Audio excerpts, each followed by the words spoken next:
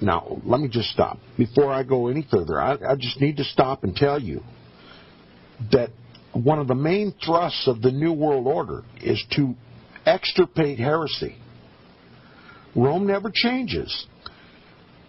Rome ruled with a rod of iron in Europe, and she's going to rule with that same rod in this country.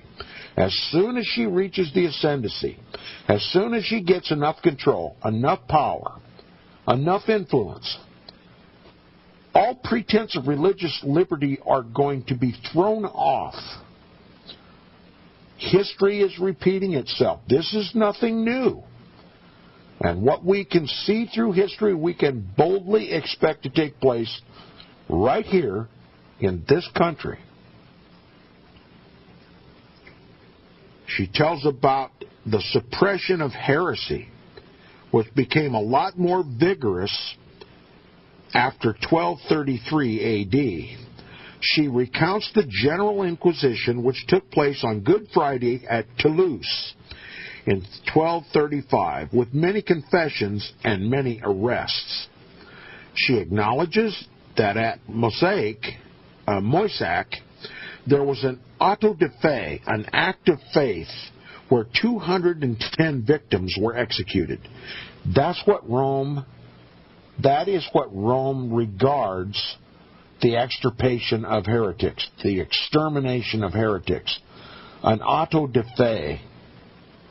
To the Roman Catholic Church, it means an act of faith.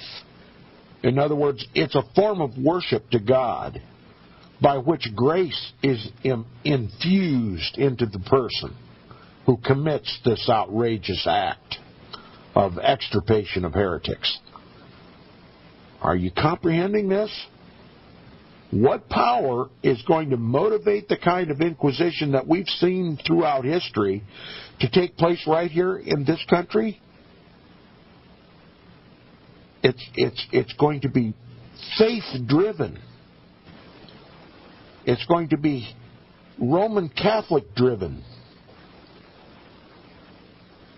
Now, we know all about Islamic fundamentalist, fascist terrorists. I mean, you just name all the horrors that are rightly applied to Rome. We can freely, and all of us are well educated, that they apply to the Muslims. Oh, we fear the Muslims. We have to give up our liberties so we can have security against the Muslims. They're going to attack us. They're going to kill us. Did you know that Islam is regarded as the sword of the Vatican? It's always been regarded as the sword of the Vatican.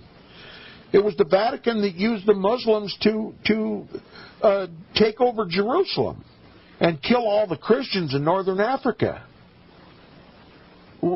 Islam has demonstrated itself to be the sword of the Vatican.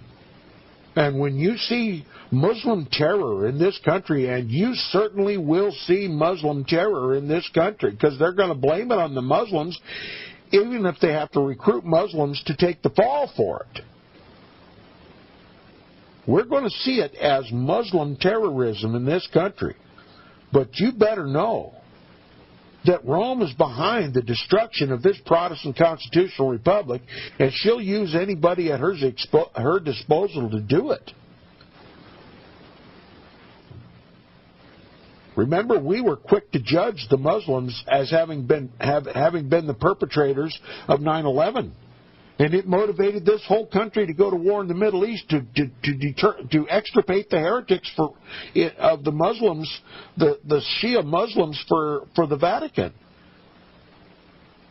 Some are now questioning what that was all about. Some believe, like I do, that it was a government-sponsored false flag operation like Pearl Harbor to get this country motivated to go perform another papal proxy auto de fe. And when America gets tired of war and begins clamoring to bring the troops home, we're going to see another Muslim terrorist attack in this country. It worked once. It worked twice. It'll work 3 times. It'll work as many times as this government wants to use it until the American people wake up and smell the coffee. And it's not Colombian coffee. It's Roman coffee.